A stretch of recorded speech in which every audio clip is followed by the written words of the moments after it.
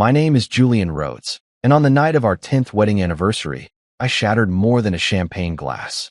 I shattered the illusion of my marriage. We were surrounded by 300 guests at the Willowcrest Country Club, a place I'd spent a year renovating for this exact celebration. My wife, Tessa, stood on stage, glowing, delivering a rehearsed toast about partnership and love.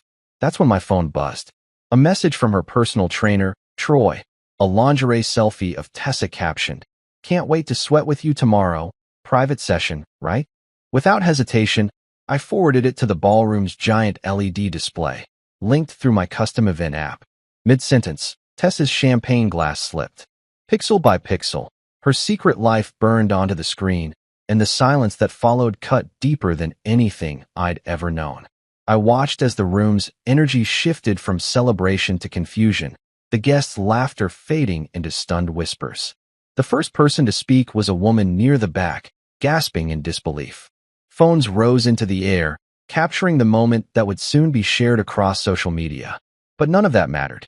My eyes were locked on Tessa, her face twisted in disbelief, her lips trembling. She didn't know whether to run or fight, and in that instant, I saw everything she had been hiding for so long. She had been playing a game, a dangerous game, and now, the screen had revealed it all. Tessa was no longer the woman I thought I knew. She was a stranger wrapped in a veil of lies, and that veil had just been torn. I had expected her to be angry, to scream, to demand answers. But instead, there was only a hollow silence between us. The crowd waited, unsure of what would happen next. I didn't care anymore. I had spent too many years living in the shadows of our perfect marriage, pretending not to see the cracks, the things that didn't add up. But now, there was no pretending. I stood up from my seat and made my way to the back of the room, ignoring the frantic calls of people trying to stop me. My hands were shaking, but it wasn't from fear. It was from the sheer weight of the truth crashing down on me. Tessa's voice followed me, distant and muffled by the rising tension in the room. I didn't need to look back to know what she was saying. It was the same thing she always said when faced with the consequences of her actions. Nothing. Just empty excuses, promises that never held any weight. As I reached the back hallway, I could hear her father's booming voice, Gerald Lancaster, the former senator, cutting through the silence. He had always treated me like I was beneath their name, like I was somehow unworthy of his daughter. That night, he had every reason to prove me wrong, to tear me down for embarrassing his family. But I didn't care about his judgment. I didn't care about anyone else's opinion anymore. All I cared about was the woman who had been lying to me for years, and the man who had been waiting in the wings to take her from me. I paused in the hallway, my mind racing with everything I had just learned. The message, the images, the proof of her betrayal. I could hardly wrap my head around it. Tessa had been living a double life, hiding behind a carefully constructed facade of wellness and self-care. But none of it mattered now. The lies were exposed, and there was no going back. What hurt the most wasn't the affair, it was the realization that everything I had believed about our life together was a lie. All the late nights I spent working to build a future for us, all the sacrifices I had made, all of it had been meaningless in the end. I stood there for what felt like an eternity, listening to the muffled chaos of the party behind me. The weight of the situation pressed down on me, but there was a strange sense of relief in it. No more pretending. No more living in the dark. I had finally taken control of my own story, and I had done it without saying a word. I wasn't sure what would happen next, whether Tessa would apologize, whether Gerald would try to smooth things over, but I knew one thing. I wasn't going to let her lie to me anymore. I walked out into the cool night air, the crisp October wind hitting my face like a slap. I needed space, time to think, to process. I couldn't stay there, not with the walls closing in around me. I needed to escape, to break free from the life I had built with someone who had never truly been part of it. As I stepped into the quiet of the parking lot, I took a deep breath, feeling the weight of the night lift from my shoulders. For the first time in a long time, I felt like I could breathe. The screen had shown me the truth, and the truth had set me free. 3 minutes before everything unraveled, I had been the picture of a proud husband, smiling, nodding, playing host. I'd planned everything. The imported orchids, the Dom Seraphine, the music score played live by a quartet. Tessa loved grandeur. Or at least, she loved the attention that came with it. She was radiant, magnetic, and every bit the woman I fell in love with. When her phone buzzed next to the cake knife, I picked it up instinctively. I wasn't snooping. I was helping. And then, that photo, that smug message from Troy. I watched Tessa laugh with guests while my world bled out in my hands. She didn't know I'd seen it yet, but she would. The moment felt like time slowed down, the world around me blurring into a haze of laughter and clinking glasses. I stared at the screen, reading the words over and over. Can't wait to sweat with you tomorrow, private session, right? Those words. They didn't seem real. I could hear Tessa's voice in the background, sweet and genuine, as she spoke to another guest, but it felt like it was coming from a different world now, a world that no longer mattered. The world I had built with her, the life I thought we had, was slipping through my fingers, unraveling thread by thread. I wanted to confront her right then and there, to scream at her, to demand answers, but I couldn't. Not yet. I couldn't let my emotions take control. This night, our night, wasn't about me. It was about her, about how perfectly she had managed to deceive everyone, myself included. She had mastered the art of the perfect image, the flawless marriage, the woman who had it all. And here I was, holding the very thing that could tear it all down. I took a deep breath, forced myself to set her phone back down next to the cake knife, and stepped back into the crowd. I felt out of place, like an actor who had forgotten his lines. Guests greeted me with smiles, congratulating us on the milestone. Some asked how Tessa and I had managed to stay so happy for so long. I smiled, nodded, and played along. They didn't know. They couldn't know. But I knew. And that knowledge was burning inside me, searing me from the inside out. Every word Tessa had spoken that night, the promises, the gratitude, the laughter felt like a slap across my face. It was all a lie I had been living for far too long. As I moved through the room, I saw her again, my wife, the woman who had built a life with me, standing in the spotlight, the center of it all. She was glowing, the epitome of perfection, with her dazzling smile and radiant beauty. But beneath all of that, I could see the cracks now. I could see the woman she had become, the woman who thought she could have it all without consequence. I took my seat at the front of the ballroom, trying to steady my nerves, but my heart was racing. I had seen the truth, and there was no one seeing it. I had to do something, anything to make this moment count. It wasn't enough to just confront her in private. I needed her to know that I knew, that the world knew. I wasn't going to let her control the narrative anymore. Tessa took the stage, stepping into the spotlight like she always did, her voice loud and clear as she began her toast. I watched her with a sense of detachment, as if she were a stranger.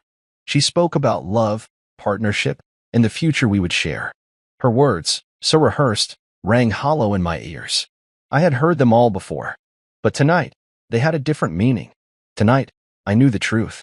I glanced down at my phone, my fingers trembling as I typed in the code to access the AV system. Tessa had insisted on total visual control of the event, but she hadn't realized that I still had the admin codes. I had everything at my fingertips. The screens, the lights, the sound, all of it was mine to control. And right now, I needed control more than ever. I wasn't going to sit here and let her spin this tale of love and devotion. Not when I knew the reality. As she continued to speak, I tapped the screen and uploaded the image. The same one I had seen just moments ago. The one that shattered everything. Tessa's face, her body in lingerie, Troy's smirk in the background. The caption flashed across the screen. Can't wait to sweat with you tomorrow, private session, right? My heart pounded in my chest as I pressed send. I watched as the image appeared behind her, projected on the massive LED screen at the center of the room. For a brief moment, Tessa didn't notice. She kept talking, her eyes scanning the crowd, oblivious to the storm that was about to break. But then, as if on cue, her gaze shifted toward the screen. Her voice faltered, and her eyes widened in shock. Her champagne glass slipped from her hand, shattering on the floor. The room fell into a stunned silence. It was a silence unlike any I had ever heard before. The gasps, the murmurs, the phones raising into the air, it was all so surreal. But what hit me the hardest was her face. The confusion, the panic, the realization that everything she had been hiding had just been exposed. There was no going back now. The screen didn't lie. Tessa's mouth opened, but no words came out. She looked at me, her expression pleading for an explanation, but I had none. What could I say? That I was sorry? That I was devastated? No, I wasn't sorry. I wasn't devastated. I was done. I stood up from my seat and began walking toward the back of the room, my steps measured, deliberate. I didn't need to say a word. The image behind her spoke louder than anything I could have ever said. She had tried to build a life based on lies, and now it was all coming down around her. I didn't look back. I didn't need to. The truth was on display for everyone to see. The screen didn't lie. Tessa was known as a wellness influencer. Clean eating, Pilates classes, daily affirmations. But none of that prepared me for what I found when I locked myself in the guest lounge and opened our cloud-synced messages. My tech startup made syncing foolproof. We shared accounts for transparency, she'd said. Hundreds of messages, secret hotel bookings, and selfies I was never meant to see starting a year ago. This wasn't a fling. It was a routine. I studied the timestamps. They lined up perfectly with the times she told me she was at the studio late, on a retreat, or deep in a brand collab. All those months I thought we were reconnecting. She was disconnecting from me and reconnecting with him.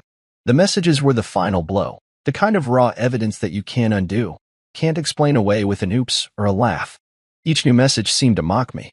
There were hotel reservations in cities I didn't recognize, flight details to places I knew she never went for business, and photos of her, my wife, looking at the camera with the same look of desire and excitement that she once gave me. It wasn't just physical. This was emotional. She was giving parts of herself that were supposed to be mine to someone else.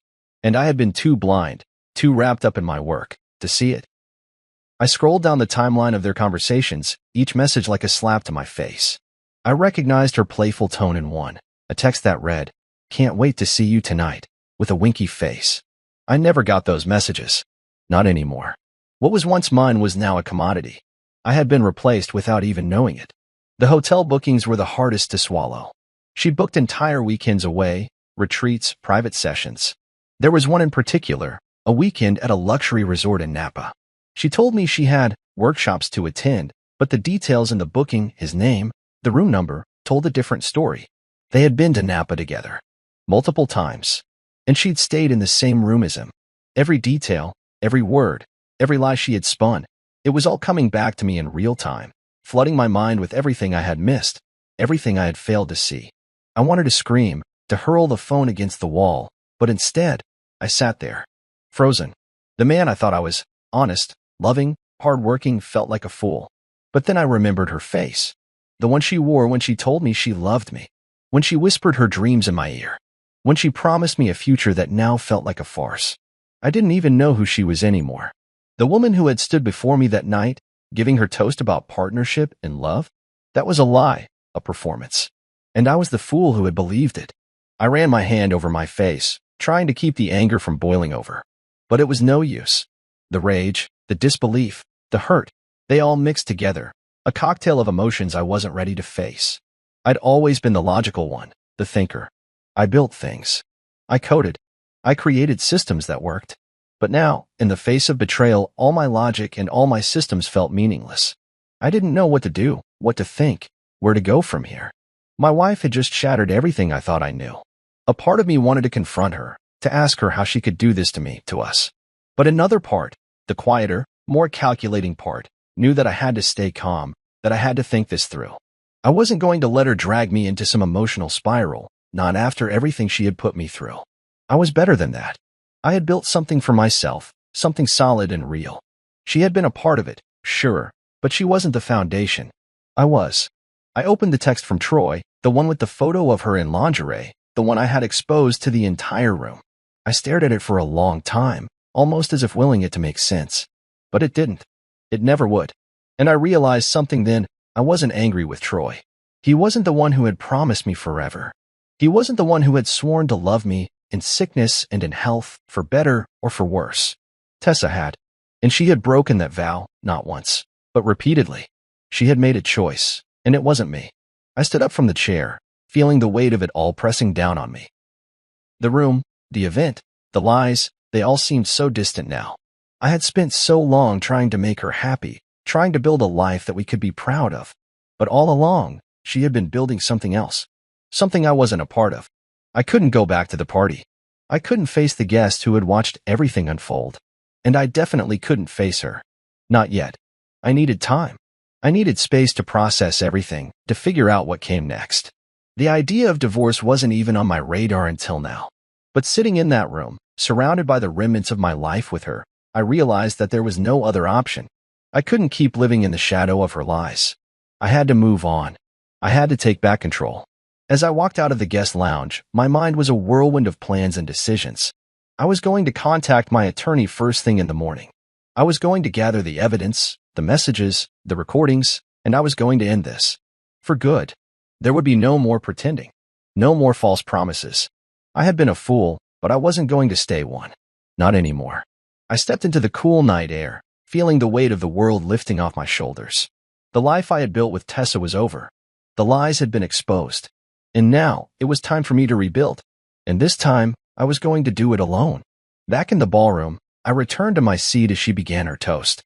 My hands were steady now. My mind, clear. I accessed the club's AV system from my phone.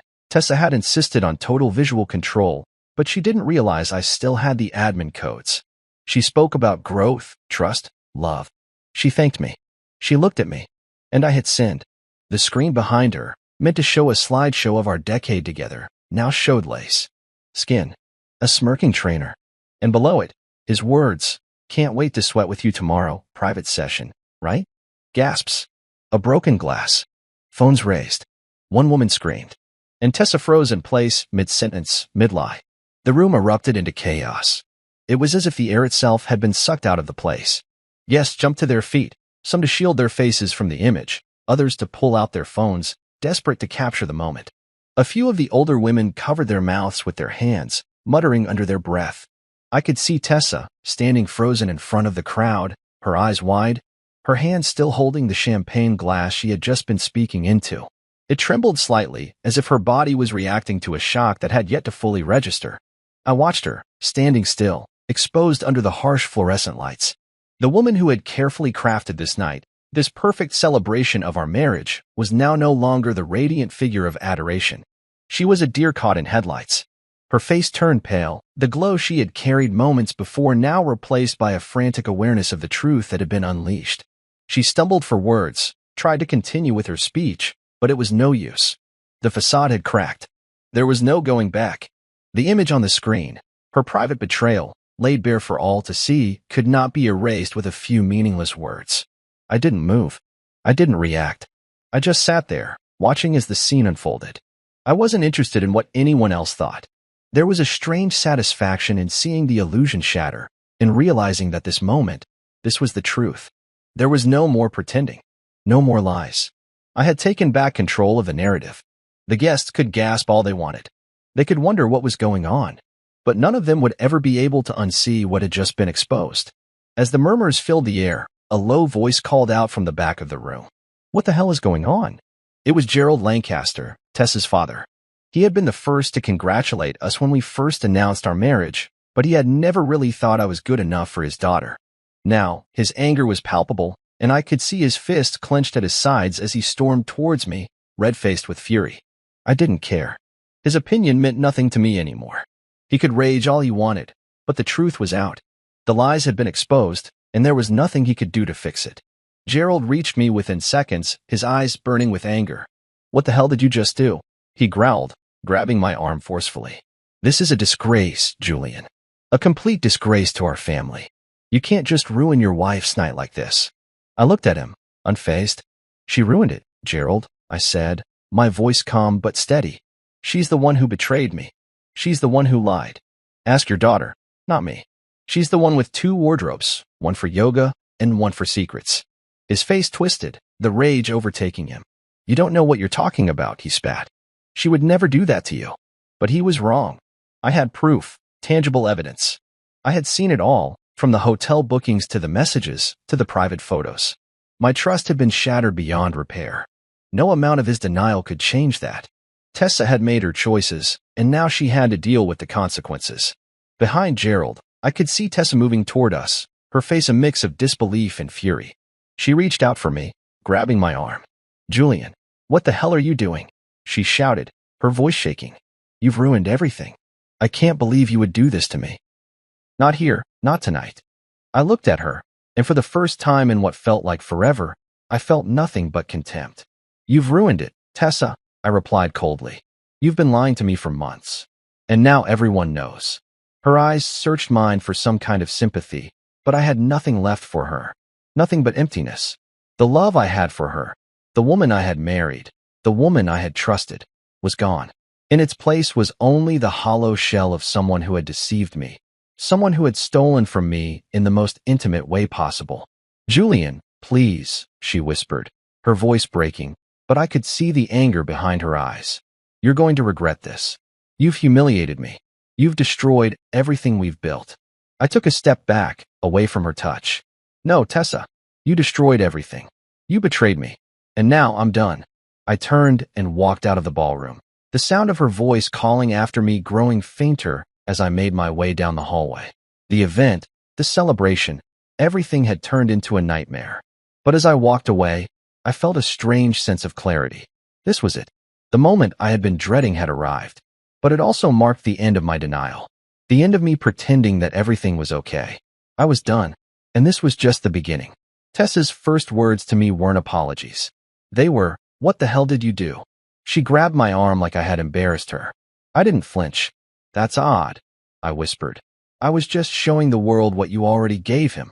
Her father, Gerald Lancaster, a former senator, stormed up to us, red-faced, demanding an explanation. He'd always treated me like I was beneath their name. I let him rage. The board members, the donors, the city officials, they were watching. And all I said was, "Ask your daughter. She's the one with 2 wardrobes, one for yoga, one for secrets." Tessa bolted from the stage. I stayed, alone, but no longer in denial. The room buzzed with confusion and outrage. I could feel their eyes on me, not with the sympathy one might expect, but with judgment. They were all waiting for me to break, to apologize, to somehow patch up the shattered facade. But I wouldn't do that. Not this time. Not when the truth had already spilled out for everyone to see. The applause I once imagined might come from this night. The applause for a man who'd finally made it in life, who had built something solid, was now nothing more than empty noise. I realized in that moment that I had been chasing something that wasn't even real. Tessa was frantic now, pacing back and forth in the corridor outside the ballroom. Her heels clicked against the marble floor, the sound sharp in the stillness of the hallway. She was trying to compose herself, to regain the power she had lost the second that image appeared on the screen, but I could tell it was slipping through her fingers. There was no saving face anymore. The mask she had worn so effortlessly had been ripped away, and beneath it, there was only the mess of deceit. I stood at the edge of the ballroom, watching the guests whisper among themselves, their gazes flicking between the screen and the two of us. Some were already packing up to leave, their evening ruined. Others lingered, hoping for a resolution. But all I could do was wait. I wasn't interested in saving the night, saving the marriage, or saving her reputation. All I cared about now was getting out, getting away. Then I heard her voice. It was sharp, cutting through the noise. "Julian," she screamed from behind me, her voice cracking with frustration. I didn't turn around. I didn't need to see her face anymore. I had already seen everything she had kept hidden. I had already seen the woman she had become, and I didn't need to endure another word of her self-righteous anger. "Don't walk away from me," she shouted, more forceful now. "You ruined everything. You hear me? This is on you." I finally turned, meeting her eyes for the first time since the image flashed across the screen. She looked smaller now, less powerful. The woman who had once commanded a room with her beauty and charm now seemed fragile, vulnerable. Her makeup was smudged from the tears that were beginning to fall. She was no longer the confident influencer I had married. She was just a woman who had been caught, exposed for everything she had done behind my back. "Really, Tessa? You're still trying to blame me for this?" I said, my voice calm, but the bitterness underneath was clear. "You knew exactly what you were doing. You knew the risk. You knew the game. And you played it until it didn't suit you anymore. Now I'm supposed to clean up your mess." She opened her mouth to argue, but I stopped her. "No, I'm done. You've had your secrets for too long. You've used me, lied to me, and now it's all out in the open. There's no way to cover it up, no way to make it disappear. The truth is on that screen, Tessa, and nothing you say can change that." I saw her face flush with anger, but it wasn't the rage of someone fighting for power. It was the fear of someone who knew they had lost it all. She had no control anymore. And that was the most beautiful thing I'd ever seen. Without another word, I turned on my heel and walked toward the exit. I could hear her calling after me, but I didn't look back. I didn't need to hear her anymore. This wasn't about her anymore. This was about me, and for the first time in a long time, I felt a weight lifting off my shoulders. I was free from her lies, free from the expectations, free from the woman who had pretended to be someone she wasn't. I stepped into the cool night air, feeling the crisp breeze cut through the tension that had built up inside me for years. I didn't know where I was going or what I was going to do next, but I knew one thing. I was done being a part of her world. I wasn't going to sit around and wait for her to apologize or for Gerald to try to lecture me on the importance of family honor. They could keep their lies, their false pretenses, and their shallow world of appearances. I didn't need it anymore. I fumbled with my phone in my pocket, my fingers shaking slightly as I unlocked it. There were already a dozen messages from friends, colleagues, and family asking if I was okay, expressing their sympathy. But none of them had the answers I was looking for. No one could fix this for me. No one could put the pieces of this shattered night back together. It was over. I hit the contact for my lawyer, Mitchell Carver. The screen flickered as it dialed, and as it rang, I couldn't help but wonder what I was walking into. Divorce? Of course. But what would that even look like now? Would it be quick? Would it be ugly? Would she fight for everything? For a moment, I allowed myself the luxury of wondering what life would be like without her. The phone clicked, and Mitchell's voice came through the speaker. Julian, what's going on? You okay? I exhaled slowly, glancing back at the building behind me, the place that had once held so much promise, and now only held the remains of my marriage. Let's get started, Mitchell, I said, my voice steady but firm. It's time to end this. It's time to move on. And for the first time in what felt like forever, I felt a sense of peace settle over me. It wasn't going to be easy, but it was going to be real. And that was enough. The next morning, the fallout began. My inbox filled with sympathy from strangers, silence from mutual friends, and a cease and desist from Troy's attorney. Apparently, the gym's name had been visible in one of the photos. My attorney, Mitchell Carver, laughed it off. They opened the door, he said. Now let's walk in. That night, I met with a reporter, Sophia Lang, from the Boston Ledger. She'd been tracking Troy's pattern. Tessa wasn't his first married client. She wouldn't be the last. Sophia handed me names, details, contracts signed under fake LLCs. And worse, it looked like Tessa used our joint business account to pay for her private sessions. I had woken up with a headache that morning, not from the alcohol I drank the night before, but from the sheer weight of what had happened. The events of last night had blurred into one long, burning memory. It wasn't just the shock of seeing the truth, it was the realization that everything had been a lie. My life, my marriage, all of it had been built on falsehoods. For years, I've been too busy to see it, too wrapped up in the rush of my startup and the demands of our so-called perfect life. Now, everything had come crashing down. The house was eerily quiet when I woke up, the silence amplifying the emptiness I felt inside. I made my way to the kitchen, grabbed a glass of water, and tried to focus. But the phone kept ringing. Texts kept coming in. People asking if I was okay, offering support, condolences, as if a simple, "I'm sorry," could heal a wound this deep. The world was still spinning, but I was standing still in the center of it all, watching as my world continued to fall apart. I wanted to pick up the pieces, but I didn't know how. I couldn't even figure out where to begin. When Mitchell called later that morning, I half expected him to go straight to business. But his tone was different. You all right? He asked, his voice unusually soft for someone who was usually all business. I gave him a sharp, humorless laugh. Yeah, fine. Just a little tired, I said, though I wasn't sure if I was lying or not. I was exhausted in ways I hadn't known existed. I'll handle the cease and desist. Don't worry about that, Mitchell continued. But you should know we've got options here. Tessa's done more than just ruin her own reputation, Julian. She's dragged your name through the dirt. I've got people digging into her accounts, and it looks like she's been siphoning money from your business. Maybe even using your joint funds to cover her extracurricular activities. I felt my blood run cold. I had suspected it, of course, her secretive behavior, the late nights, the unexplained charges on our joint accounts, but hearing it from Mitchell made it real. This was worse than I had thought. I had been so focused on the emotional betrayal, the affair itself, that I hadn't even considered the financial damage she had caused. I was about to say something, but Mitchell cut me off. You need to meet someone. Sophia Lang, she's a reporter for the Boston Ledger. She's been tracking Troy for a while now. She knows the ins and outs of what's been happening. If you want to take this to the next level, this is your chance. I hadn't been interested in the media, hadn't cared about making headlines. But this wasn't just about my marriage anymore. This was about my livelihood, my future.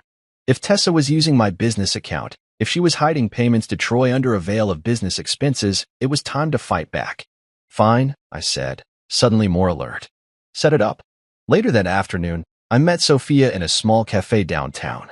She was young, ambitious, with an intensity in her eyes that reminded me of myself when I first started my company. I could tell she was good at what she did. She'd done her homework, and she wasn't here to waste time. "I've been tracking Troy's clients for a while," Sophia said, sliding a manila folder across the table. "It's always the same pattern. He targets married women, high-profile ones, and offers private training sessions. What started as an affair turns into a regular gig, paid through various means, fake LLCs, credit cards and other people's names, and sometimes joint business accounts." I looked at the documents in the folder. There were names, dates, and transactions that spanned months. But what caught my attention was the fact that several of the charges listed Tessa's name. I hadn't even noticed before. Why would I? She had always managed our finances with transparency, she said. Now, it felt like a slap in the face. She had been siphoning money to him, paying for her secret life while she played the part of the loving wife to me. "You're not the first," Sophia continued, her voice steady. "I have 5 other women who've been through the same thing. They've all paid him in one way or another. And every time, Troy hides behind his gym. But now, well, we've got proof. And if you want, we can make this public. We can expose his little empire for what it really is. But we need you to talk to the press." I leaned back in my chair, feeling the weight of the decision settle on my chest. I hadn't wanted this. I hadn't wanted any of it. But now I saw it clearly. This wasn't just about Tessa. This wasn't just about a cheating wife. This was about a man who had been running a quiet operation, using women to fuel his own agenda, and he had involved my wife in it. Sophia could see the storm brewing inside me. "You don't have to decide now, Julian," she said gently. "But think about it. The media is already interested. If you let me run with this story, we'll take down Troy's operation, and Tessa's role in it will be exposed. It's not just about revenge. It's about making sure this never happens again." I stood up from the table, the weight of her words sinking in. I wasn't sure what I was going to do next, but I knew one thing. I wasn't going to let this go. "Let's make it public," I said quietly, my voice filled with a new resolve. "Let's take them both down." Sophia nodded, a satisfied look crossing her face. "I'll get to work on the story right away. You've made the right choice." As I left the cafe, I felt the first hint of control returning to my life. The curtain had been pulled back. The game was no longer being played behind the scenes. It was out in the open now, and I wasn't going to hide in the shadows anymore. I would fight, not just for my reputation, but for everything I had built. The muscle behind the curtain had been exposed. And now, it was time for the truth to shine. I filed for divorce. The kind that burns, not fades. Tessa tried to spin the story: emotional neglect, loneliness, how we drifted apart. But evidence doesn't lie. Photos, invoices, GPS data, and my personal favorite, a recording of her telling Troy. "Julian's too focused on his little coding empire. Let him build it. When I'm done, I'll take half." My legal team added identity fraud, embezzlement, and reputational sabotage to the list. The gym dropped Troy. 2 of Tessa's sponsors pulled out. My startup skyrocketed in value. Turns out, people respect a man who doesn't blink when betrayed. The paperwork for the divorce arrived the following week, cold, methodical, and final. It was a process I had dreaded but knew was inevitable. I could feel the burn of every word, every clause as I read through it. This wasn't just the end of a marriage. It was the unraveling of a life I had built, a life I thought was shared between 2 people. Now it felt like an illusion, a house of cards that had been blown apart with one swift gust of truth. Tessa had, unsurprisingly, fought back immediately. Her team of lawyers, armed with their polished rhetoric and carefully constructed counterarguments, had tried to paint me as the villain. But they couldn't escape the facts. They couldn't escape the photographs, the money trail, the recordings. The lie she had lived for years now stood exposed in black and white. I couldn't even bring myself to be angry at her anymore. Anger required energy, and I was beyond that. What I felt now was more complex, a mixture of betrayal, disappointment, and a grim satisfaction that the truth was finally out. She was still trying to twist the narrative, to play the victim in a story that was hers to own. But no one was buying it. And the public? They were already seeing her for who she really was. The perfect influencer, the wellness guru, the beautiful woman with the perfect smile and the secret life. She had thought she could have both. She had thought she could get away with it. And now, everything was crumbling around her. I sat at my desk in the quiet of my apartment, reviewing the divorce papers one more time before sending them back. My mind raced as I considered what came next. Would I leave the city? Would I sell the house? Or would I just stay, face the fallout, and move forward in the only direction left, alone? My phone buzzed. It was Mitchell. His name on the screen still triggered a sharp pang in my chest. He had been my rock throughout all of this, the one person who had never wavered, never tried to shield me from the truth, no matter how painful it was. I picked up the phone. "Julian," Mitchell said, his voice steady as always. "I know this is difficult, but we've got a solid case. The public's already turned on her, and the financial misdeeds are only going to make her look worse in the long run. Troy's gym is practically in the gutter now, and he's been blacklisted from several high-profile gyms." "I don't care about Troy," I said, my voice flat. "What I care about is ending this. I want it over. I want her out of my life." Mitchell paused for a moment, understanding. "I get it, but you need to prepare yourself for the next phase. The press is about to go wild with this. They'll be looking for any piece of dirt they can find, and you'll be in the spotlight too. Let them look," I said, my resolve hardening. "Let them see what happens when you live a double life. Let them see what happens when you think you can betray the wrong person and walk away clean." Mitchell chuckled lightly, the sound brief but genuine. "I've got your back, Julian. This is just the beginning.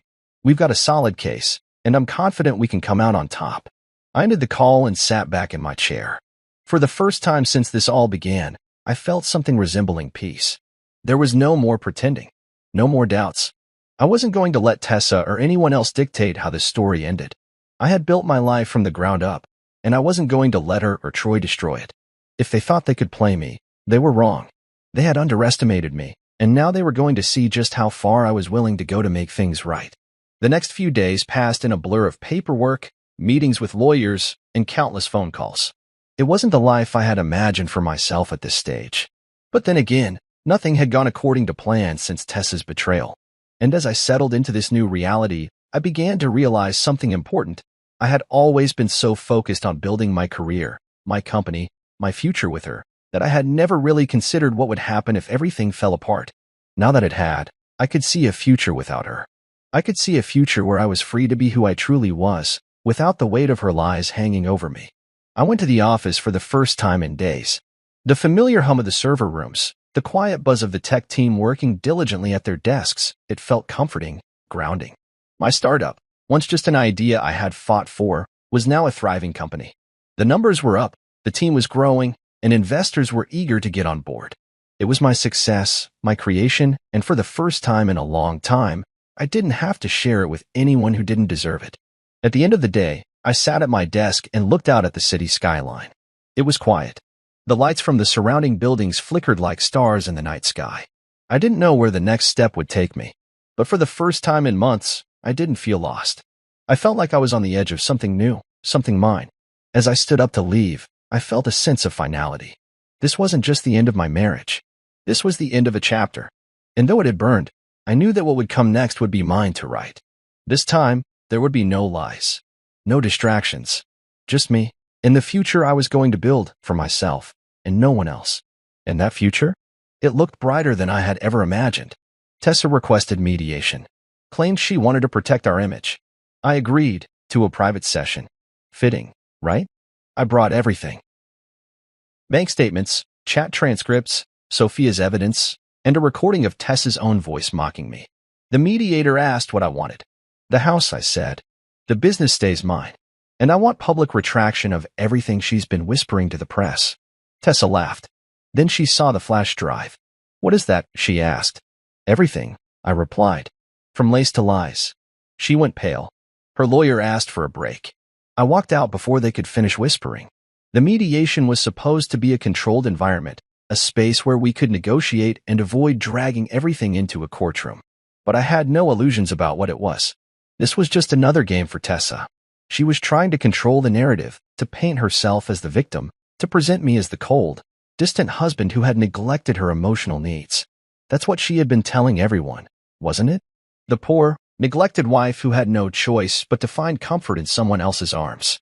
But that wasn't the truth. The truth was that she had chosen this.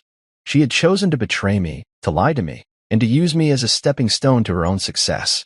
She had played the part of the loving wife, but all the while, she had been hiding a different life. And now, with everything out in the open, she was still trying to play the victim. I couldn't let her do that. Not anymore. The mediation room was small and sterile, a neutral space designed for resolution. But it felt suffocating. Tessa sat across from me, her posture stiff, her eyes narrowed in an attempt to control her emotions. She had always been so good at that, so good at controlling the way the world saw her. But now, the mask was slipping. I could see the cracks in the facade, the fear, the anger, the guilt, all of it bubbling just beneath the surface. I sat there, arms crossed, staring at her. She looked just like she always had, but I couldn't see her the same way anymore. The woman I had once loved was gone, replaced by someone who had chosen betrayal over honesty, deceit over trust. The mediator, a middle-aged man with thinning hair and a calm demeanor, cleared his throat. "Let's stay focused, please," he said, looking between the two of us. "We're here to come to an agreement, not to rehash past grievances." I nodded. "Fine. Let's get to it." I pulled the flash drive from my bag and slid it across the table to Tessa's lawyer.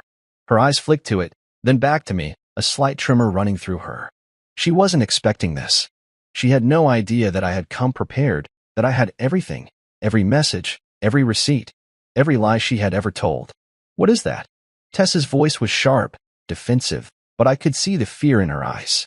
"Everything," I replied, my voice steady. "From lace to lies."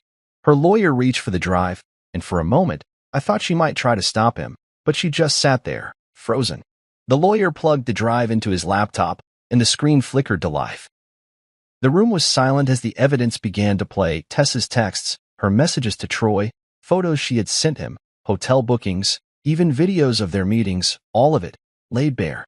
I watched as the color drained from her face. Her lawyer scrolled through the files, his expression growing more tense with each passing second. The mediator, too, seemed taken aback, glancing between us as the evidence mounted. "Julian," Tessa said, her voice trembling now. You don't need to do this." "I don't need to do this?" I repeated, my voice calm but laced with something darker. "Tessa, you've been lying to me for years. I'm done pretending. I'm done being the fool." She flinched, but I couldn't bring myself to feel sympathy. Not now. Not after everything she had done. The lawyer looked at her, then back at me. This isn't the time or place for this kind of evidence. We came here to settle things amicably." "I'm done with amicable," I said, my gaze never leaving Tessa's. "I'm done being your partner in this charade. If you want a settlement, fine. You can have the settlement, but you won't have the house. You won't have the business. And you'll make a public retraction of everything you've said about me to the press." She opened her mouth, but no words came out. I could see the tears threatening to spill from her eyes, but they didn't move me. "Not anymore. I've lost everything because of you," I continued, my voice hardening. "I've lost my peace, my trust, my dignity, all of it. And now, I'm taking back what's mine. You don't get to control the narrative anymore, Tessa. Not in the press. Not in this room. Not anywhere." Tessa looked at me, her expression a mixture of guilt and defiance. I could see her struggling to come up with something to say, some way to fix it, but it was too late. There was no fixing this. She had destroyed everything we had, and she had no one to blame but herself. Her lawyer stood up, clearly trying to regain control of the situation. "This isn't how this is supposed to go," he said, his voice growing more urgent. "We can discuss a settlement." "No," I cut him off. "The only thing we're discussing is the end of this marriage. And the public needs to know the truth. It's time to stop pretending." Tessa bolted from her seat, her chair scraping loudly against the floor. She turned toward the door, her eyes flashing with anger. "You'll regret this, Julian. You'll regret everything. You've destroyed us." I watched her leave, the door slamming behind her. For a moment, the room was silent again. The mediator glanced at me, then at Tessa's lawyer, but neither of them spoke. There was nothing more to say. I stood up slowly, taking a deep breath, and turned toward the door. As I walked out of the mediation room, I felt something I hadn't in a long time: relief. It wasn't the closure I had once hoped for, but it was the end. This chapter was over, and now I could finally move on. The world outside was waiting, full of possibilities I hadn't considered before. The only thing left to do now was walk through that door, step into my future, and leave the past where it belonged, behind me. The divorce was finalized 2 months later. I kept the house, the company. She kept her silence. And Troy? He vanished from public life after more clients came forward. My story, pixel by pixel, had become a cautionary tale and a badge of honor. I was invited to speak on digital trust at a global conference. The standing ovation felt clean. Not pity, not applause for pain. Just acknowledgement of truth told plainly. Sophia published a full expose. The fallout finally ended, not with a bang, but with a reshuffling of power. And me? I started sleeping through the night again. The weeks following the mediation had been a blur of paperwork, media attention, and court appearances. But now, it was over. There were no more arguments to be had, no more lies to untangle. I had one. Tessa's sponsors dropped her. Her reputation was irreparably damaged, and her once glamorous life had collapsed under the weight of her own actions. As for me, I was rebuilding slowly, methodically, but with more clarity than I'd ever had in my life. The house, once a symbol of everything I had worked for with Tessa, now stood as a testament to the fact that I was stronger than I had ever known.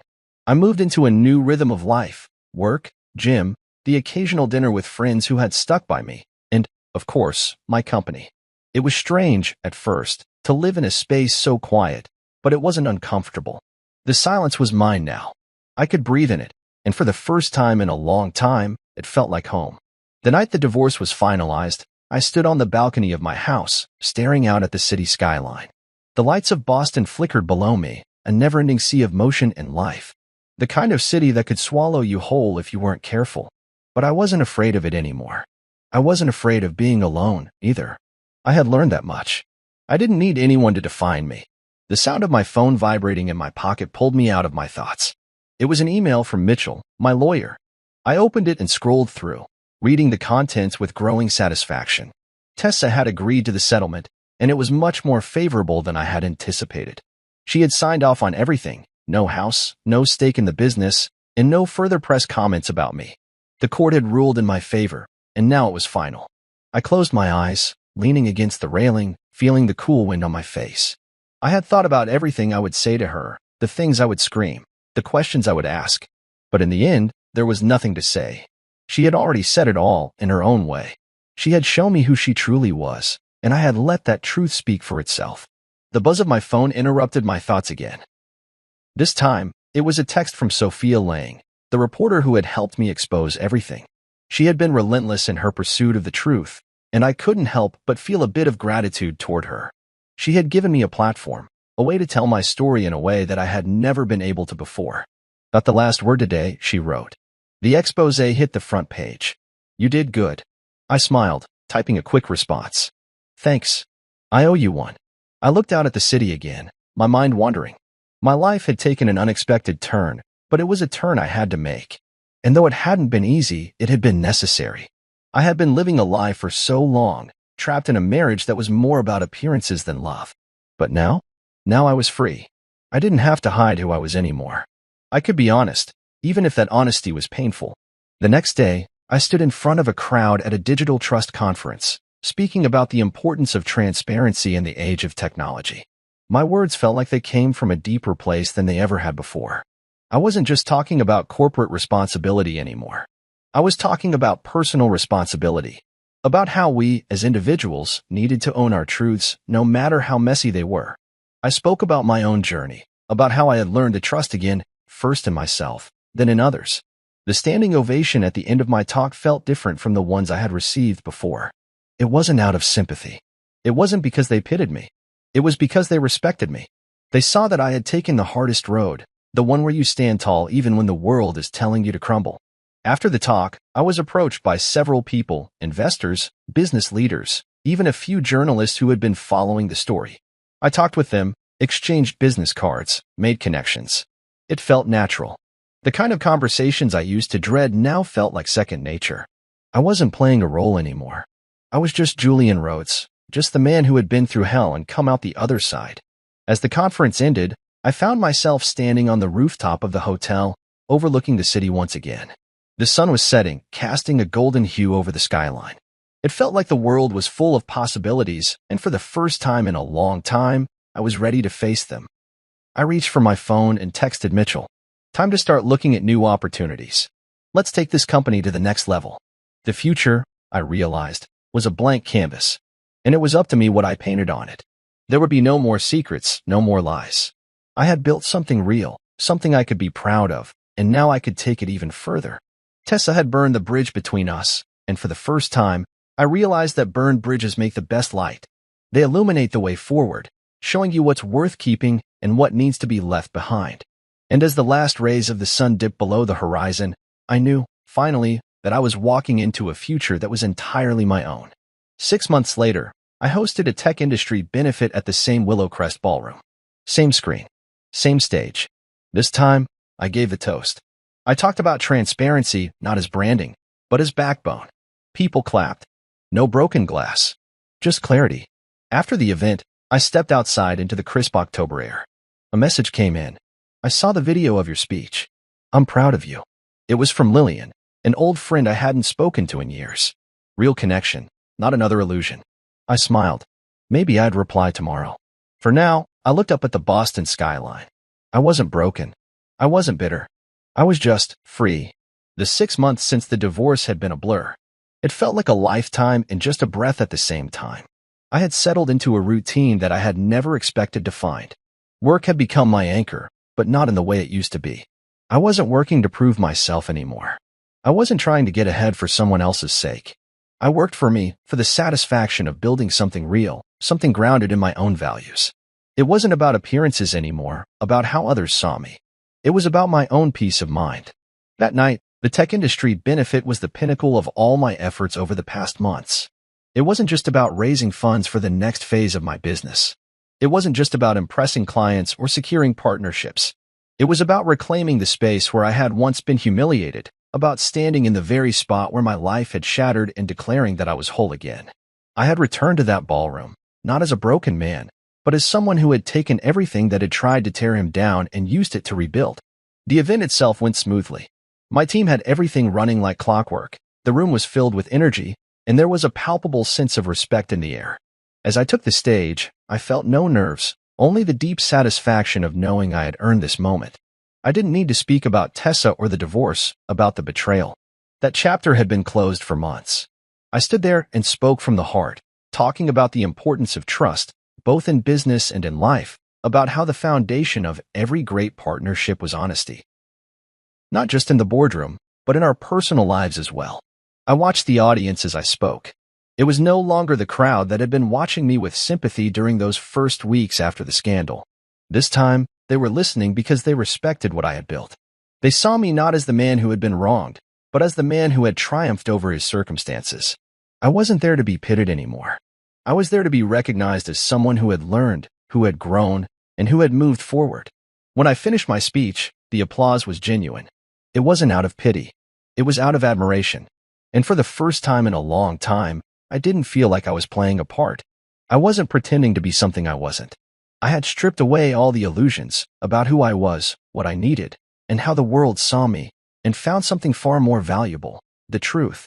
After the event, as the crowd started to disperse, I took a moment to step outside.